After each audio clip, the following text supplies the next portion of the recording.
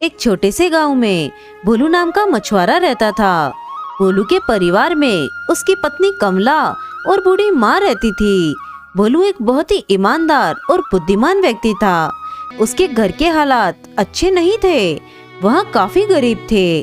भोलू रोजाना जो मछलियाँ पकड़ता बस उन्हीं को बेचकर जो कमाई होती उसी से उनका घर चलता था। रोजाना कमाकर रोजाना खाने वाला हिसाब था। उनके पास बुरे समय के लिए कोई भी पैसे नहीं जुड़े हुए थे। भोलू भगवान में बहुत विश्वास करता था।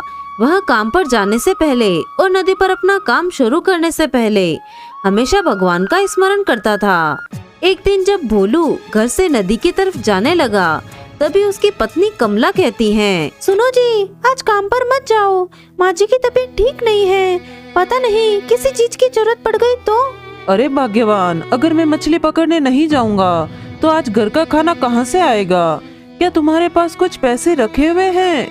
मेरे पास तो कुछ भी पैसे नहीं है, खाना लाने के लिए तो पैसे चाहिए ही, इसलिए आपको ही जाना पड़ेगा। और सुनो जी, माँ जी की दवा लाना मत भूलना। ठीक है भाग्यवान, मैं नदी पर मछलियाँ पकड़ने जा रहा हूँ। हो सकता है कि आज बड़ी मछली हाथ लग जाए और जल्दी से जल्दी उसे बेचकर खाना और दवा लेकर आ जाऊँ।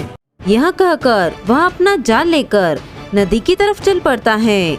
भोलू जैसे ही नदी पर पहुँचता है वह भगवान का स्मरण करते हुए कहता है, हे भगवान, आज मेरे घर पर खाने के लिए कुछ भी नहीं है, मुझे मेरी माँ के लिए दवाई भी लेके जानी है, मुझ पर अपनी कृपा करना प्रभु, आज मुझे बड़ी बड़ी मछलियाँ मिल जाए। यह कहते हुए भोलू अपना जाल नदी में फेंकता है और मछली फंसने का इंतजार करता है। तभी उसका दोस्त मछुआरा हरिया भी वहाँ पर मछली पकड़ने आता है। वह भोलू से कहता है, अरे भैया, कोई मछली फंसी या नहीं, या फिर यूं ही जाल डाल के बैठे हो कब से? बस इंतजार कर रहा हूँ मछली फंसने का। आज मुझे घर भी जल्दी जाना है, अम्मा की तबीयत थोड़ी खराब जो है। तभी भोलू को लगता है कि जाल में मछली फंस गई।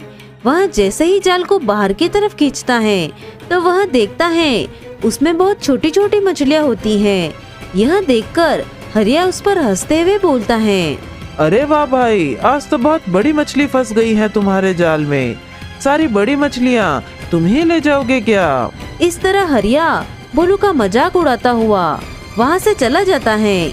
भोलू वहाँ मछलियों को देखकर बहुत ही दुखी होता है और सोचता है, हे भगवान, पता नहीं इतनी छोटी मछलियाँ बिकेगी या नहीं, और तो और खाने और दवाई के लिए पैसे हो पाएंगे या नहीं। उस दिन अपनी किस्मत पर रोता हुआ भोलू छोटी छोटी मछलियों को लेकर भारी मन से बाजार में बेचने चल पड़ता है। मछली ले लो, मछली, ताजी छोटी मछली। उसके पास मछलियाँ लेने कोई नहीं आता। सभी लोग बाजार में बड़ी बड़ी मछलियाँ खरीदते हैं, लेकिन भोलू लगातार लोगों को आवाज लगाता है कि कोई तो उसकी मछलियाँ खरीद ले। काफी देर बाजार में खड़े होने के बाद भी उसकी मछलियाँ नहीं बिकती। लोग बड़ी मछली लेने के लिए दूसरे मछुआरों के पास जा रहे थे।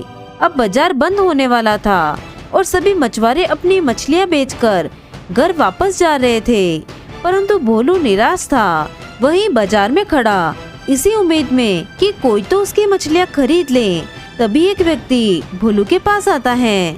अरे भाई साहब, ये मछलियाँ किस दाम में दे रहे हो? जी सेठ जी, ये सब मछलियाँ आप 200 में ले लीजिए। इस पर वह व्यक्ति कहता है, अरे ये तो बहुत छोटी छोटी मछलियाँ हैं, इनके 200 रुपए तो नहीं दूंगा, 100 में देना है तो दे दो। भोलू बेचारा क्या करता, उसे लगा कि कहीं ये ग्राहक भी चला गया तो उसे 100 रुपए भी नहीं मिलेंगे। वह 100 रुपए में सारी मछलियाँ उस व्यक्ति को दे देता है। भोलू जल्दी जल्दी दवाइयाँ और कुछ खाने का सामान लेने के लिए बाजार की तरफ चल पड़ा। तभी उसके पीछे से किसी की आवाज आती है, अरे बेटा, कोई इस बुढ़िया को खाना खिलाएगा? मैंने 2 दिन से कुछ भी नहीं खाया है और मुझ में अब इतनी शक्ति नहीं कि मैं चल भी पाऊँ। भोलू पीछे मुड़कर देखता है तो वहाँ पर एक बुढ़िया बैठी थी जो दिखने में बहुत कमजोर और बीमार लग रही थी। भोलू को उसे देखकर दया आ जाती है। भोलू के पास आज पैसे कम थे, परंतु फिर भी वह बिना मदद किए आगे नहीं जा पाता और उन पैसों में से थोड़े से पैसों से उस बुढ़िया को केले खरीद कर देता है। बुढ़िया भोलू से कहती है, बेटा तुम बहुत अच्छे हो, तुम्हारा दिल बहुत बड़ा है। यहाँ से कितने लोग गुजरे परंतु किसी ने मेरी तरफ मुड़ के भी नहीं देखा। तुमने मेरी इतनी मदद की है और मुझे खाने को लाकर दिया है, तुम्हारा बहुत बहुत शुक्रिया। भोलू वहाँ से जाने लगता है तो बूढ़ी अम्मा उसे रोककर कहती हैं, देखो बेटा तुमने मेरी इतनी मदद की है तो बदले में मैं भी तुम्हें कुछ देना चाहती हूँ। बुढ़िया अपने हाथ से कुछ दाने भोलू के हाथ में रखती हैं और उससे कहती हैं, देखो बेटा कल जब तुम मछली पकड़ने जाओ तो मछली पकड़ने से पहले नदी में एक दाना डाल देना, उसके बाद वहीं पर अपना जाल भी डाल देना। ध्यान रहे जाल डालने के समय तुम्हें मन ही मन उस नदी की देवी को याद करना है और प्रार्थना भी करनी है कि वह तुम पर कृपा करे, परंतु इस प्रक्रिया के दौरान वहाँ पर कोई भी नहीं होना चाहिए, अर्थात कोई व्यक्ति वहाँ आकर तुम्हारी इस प्रार्थना में विघ्न न डाले, वरना उस नदी की मछलियों में से एक भी तुम्हारे जाल में नहीं फंस पाएगी। यदि पहली बार में ऐसा होता है तो तुम्हें केवल एक मौका और मिल पाएगा, तुम दूसरा दाना डालकर फिर से यही दोहराना और याद रहे तुम्हारा यह आखिरी मौका होगा। यदि तुम सफल हो गए तो फिर तुम्हें जो मछली मिलेगी वही तुम्हारी किस्मत बदल देगी। भोलू बुढ़िया से वह दाने लेकर अपने घर की ओर चल देता है। घर पहुंचते ही भोलू अपनी पत्नी कमला को खाना और माँ की दवाई देता है। भोलू कमला को बुढ़िया वाली सारी घटना सुनाता है। कमला सब कुछ सुनकर हैरान होती है और भोलू से कहती है, अरे ये तो बहुत अच्छी बात है, क्या पता यह दाना डालने से कल तुम्हें बहुत बड़ी मछली मिल जाए और खूब अच्छे दाम पर बाजार में बिके। हाँ भाग्यवान, कल देखते हैं इन दानों से क्या होता है। अगले दिन भोलू वह दाना और अपना जाल लेकर नदी की तरफ निकल पड़ता है। नदी पर पहुंचकर वह भगवान का स्मरण करता है और उन दानों को नदी में फेंक देता है। वह मन ही मन सोचने लगता है, हे भगवान आज मेरी मदद करना, जैसे कि बूढ़ी अम्मा ने कहा था, मछलियाँ फंस जाने के बाद आज मेरी किस्मत बदल जाएगी, मुझ पर अपनी कृपा करना प्रभु। तभी जाल में हलचल होने लगती है। भोलू जाल को बाहर खींचने लगता है परंतु उसे जाल अकेले खींचता ही नहीं। तभी हरिया वहाँ आ जाता है और उसकी सारी मेहनत पर पानी फेर देता है। हरिया बीच में ही बोल पड़ता है, अरे भाई क्या कर रहे हो, लगता है बहुत बड़ी मछली पकड़ने की तैयारी है। भोलू को उसे देखकर बहुत निराशा होती है। वह समझ जाता है कि उसकी सारी मेहनत अब खराब हो गई।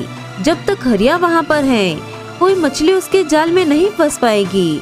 तब अचानक नदी में जोर जोर से लहरें उठने लगती हैं और नदी के ऊपर कुछ मरी हुई मछलियाँ तैरने लगती हैं। यह नज़ारा देख भोलू बहुत चिंतित हो जाता है और सोचने लगता है, यदि सारी मछलियाँ मर गई तो अनर्थ हो जाएगा, मेरे हाथ कोई मछली नहीं लगेगी और बूढ़ी अम्मा का दिया हुआ वरदान मुझे नहीं मिल पाएगा। हरिया को जल्दी भगाने के लिए भोलू कुछ सोचने लगता है और भोलू के दिमाग में एक तरकीब आती है। वह बड़ी चालाकी से हरिया से कहता है, लगता है आज नदी का तूफान बहुत ज्यादा भयंकर रूप लेगा, इससे पहले यहाँ हमारी जान चली जाए, भागो यहाँ से। हरिया यह सुनते ही अपनी पकड़ी हुई मछलियों को लेकर घर की ओर दौड़ पड़ता है। भोलू भी उसके साथ भागने का नाटक करता है। अब भोलू के रास्ते में कोई रुकावट नहीं थी। वह दोबारा से स्मरण करता हुआ दाना नदी में फेंकता है और नदी की देवी से प्रार्थना करता है, हे देवी माँ मुझे क्षमा करे, मेरी वजह से आप नदी की सारी मछलियों को न मारे और कृपा करके आप शांत हो जाइए, मुझे एक बड़ी मछली देकर मुझ पर कृपा करे देवी माँ। इतना बोलने के बाद नदी का जल शांत हो जाता है। इस बार भोलू की मेहनत रंग लाती है और उसके जाल में बहुत बड़ी मछली फंस जाती है। मछली का रंग देखते ही भोलू बहुत खुश और हैरान हो जाता है। वहाँ एक सुनहरी मछली थी। इससे पहले ऐसी सुंदर मछली भोलू ने कभी नहीं देखी थी। धन्यवाद देवी माँ, तेरा लाख लाख शुक्र है। अरे वाह, आज तो मजा आ गया, आज तो मछली लेकर पहले घर जाता हूँ।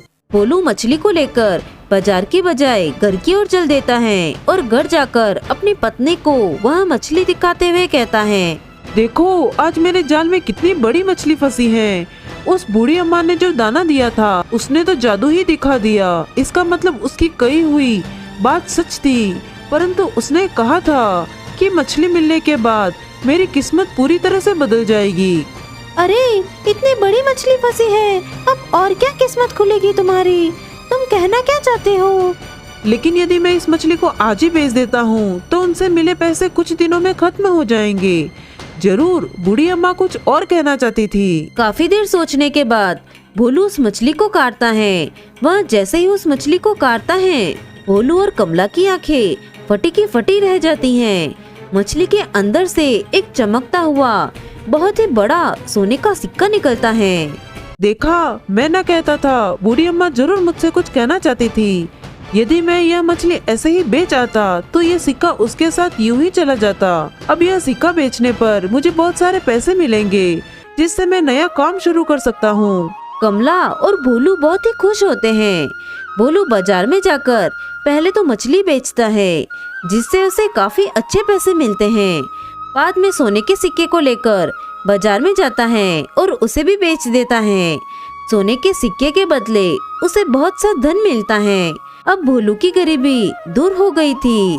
भोलू उसी रास्ते पर जाता है जहाँ पर उसे वह बूढ़ी अम्मा मिलती हैं। वह चाहता था कि वह उसका शुक्रिया अदा करे, परंतु वहाँ पर उसे कोई बूढ़ी अम्मा नहीं मिलती। तभी भोलू मन ही मन सोचता है कि हे भगवान, शायद आपने ही मेरी मदद करने के लिए किसी फरिश्ते को भेजा था। भोलू उन पैसों से अपना नया कारोबार शुरू करता है और देखते ही देखते बहुत पैसे वाला बन जाता है। इसके बाद से भोलू अपने परिवार के साथ खुशी खुशी जीवन व्यतीत करता है।